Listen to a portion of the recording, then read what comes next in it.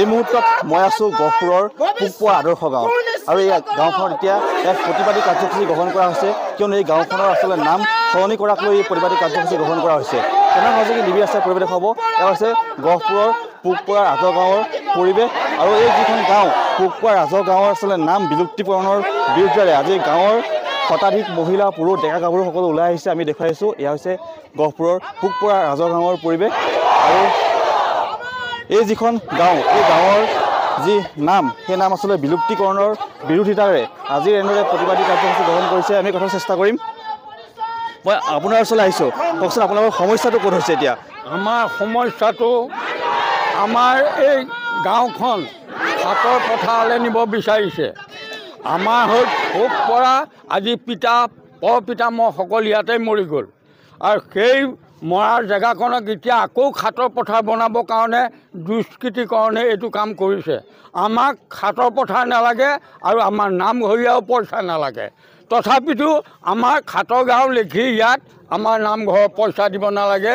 আমাৰ বিধায়ক মহোদয়ে সেই কথাখিনি কোৱাৰ লগে লগে ইমান জাগিত হ'বলৈ পালে। আপোনালোকৰ পূৰ্বৰ পৰা গাঁওখনৰ নাম আছিলে পোকপোৱা আদৰ্শ গাঁও আৰু বৰ্তমান খাটৰ গাঁও নাম দিয়া হৈছে। খাটৰ গাঁও নাম দিবলৈ বহুত দুষ্কৃতিকাৰীয়ে এইটো ষড়যন্ত্ৰ কৰি খাটৰ গাঁও দিব বিচাৰিছে।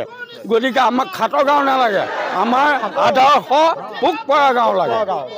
আৰু বিধায়ক মহোদয়ে ৰংগমঞ্চত তেওঁ একেষাৰে কৈ গৈছে যে পোকপৰা গাঁওখন আদৰ্শ গাঁও কৰিম। সেই কথা আমাৰ বিধায়ক মহাশয়ে কৈ গৈছে আৰু এতিয়া আকৌ দুষ্কৃতিৰ ভিতৰত পৰি আকৌ খাটৰ গাঁও বনাব বিচাৰিছে। গতিকে এইটো হ'ব নোৱাৰিব, আমি মানি নলওঁ। গতিকে আমাৰ পোকপৰা আদৰ্শ গাঁও হ'ব লাগিব। নিশ্চয় নিশ্চয়। আচলতে যিটো নাম গাঁওখনৰ নামক লৈ আচলতে আজি এনেদৰে প্ৰতিবাদী কাৰ্যসূচী গ্ৰহণ কৰিছে। মই আপোনাৰ ওচৰত আহিছোঁ, কওকচোন কি হৈছে আচলতে? আচলতে আমাৰ গাঁওখন এই যে বহুত পুৰণিকলীয়া গাঁও, আমাৰ ইয়াৰে কেইবাজনো মানুহ 1935 চনতে BA পাছ কৰি তিনিচুকীয়া হেৰিয়াত চাকৰি কৰিছে। এজনে PWDত চাকৰি কৰিছে, দুজনে, এজন BSc এজন BA। গতিকে সিমান দিনৰ আমি পুৰণা মানুহ, কিন্তু আমাৰ গাঁওখনৰ নামটো কিয় বিলুপ্তিকৰণ কৰিলে? কোনে সলনি কৰিছে নামটো? কোনে কৰিছে আমিতো ধৰা পৰা হ'লে বিপদেই আছিলে, ধৰা পৰিব পৰা নাই। পঞ্চায়তে সলনি কৰিছে। পঞ্চায়তে মানে এইটো হেৰি অন্যায় কৰি বিলুপ্তিকৰণ কৰিছে। আচলতে পূৰ্বতে এই যিখন গাঁও এই গাঁওখনৰ নাম আছিলে পোকপৰা আদৰ্শ গাঁও আৰু বৰ্তমান নামটো সলনি কৰাক লৈ আচলতে প্ৰতিবাদী কাৰ্যসূচী গ্ৰহণ কৰিছে। আৰু কথা চেষ্টা কৰিম, আৰু ব্যক্তি আছে। মই আপোনাৰ ওচৰলৈ আহিছোঁ, কওকচোন আপোনালোকৰ সমস্যাটো ক'ত আছে, নামটো কোনে সলনি কৰিছে?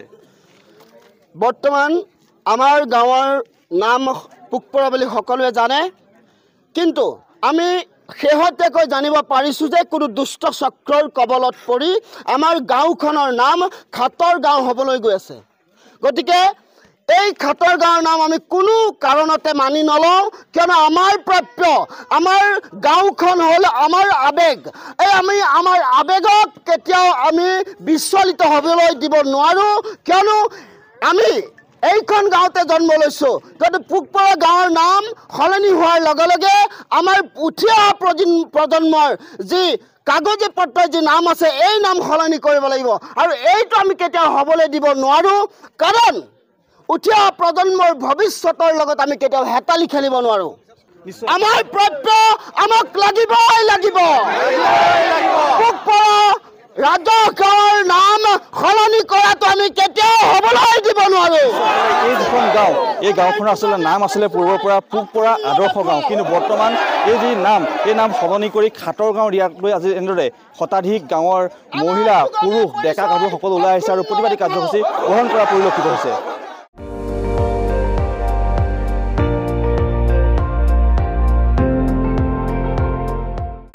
আপুনি চাই আছে ND24, সৰ্বশ্ৰেষ্ঠ নহয় সৰ্বোত্তমৰ দৌৰ।